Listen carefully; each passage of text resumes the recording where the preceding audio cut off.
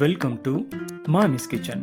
இன்னைக்கு நாம என்ன பார்க்க போறோம் அப்படின்னா, மாமிஸ் பிரியாணி மசாலாவை பயன்படுத்தி சுவையான சைவை வெஜிடேரியன் பிரியாணி எப்படி பண்றதுன்றத பார்க்கலாம். தேவையான பொருட்கள்: மாமிஸ் பிரியாணி மசாலா 50 கிராம், சைவை 200 கிராம், அரிசி 1 கிலோ, வெங்காயம் 50 கிராம், நெய் 30 மில்லி லிட்டர், எண்ணெய் 20 மில்லி லிட்டர், தேங்காய் பால் 300 மில்லி லிட்டர், புதினா 3 கிராம், உப்பு தேவையான அளவு. இப்போ செய்முறைக்குள்ள போயிடலாம்.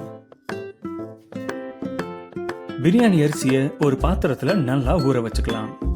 இப்போ குக்கர்ல எண்ணெய் மற்றும் நெய்யை ஊத்தி வெங்காயத்தை நல்லா வதக்கிக்கலாம்.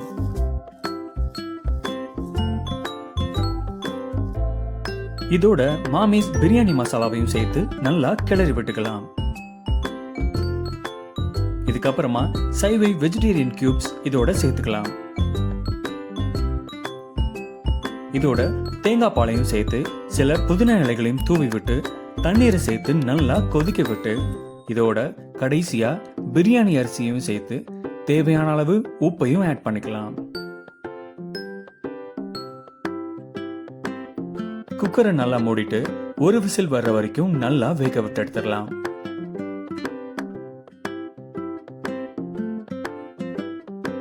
இப்போ விசில் வந்தாச்சு. சுவையான சைவை வெஜிடேரியன் பிரியாணியும் ரெடி ஆயாச்சு. கூடுதல் தேவைக்கு இதோட கொஞ்சம் நெய்யையும் சேர்த்துக்கலாம்.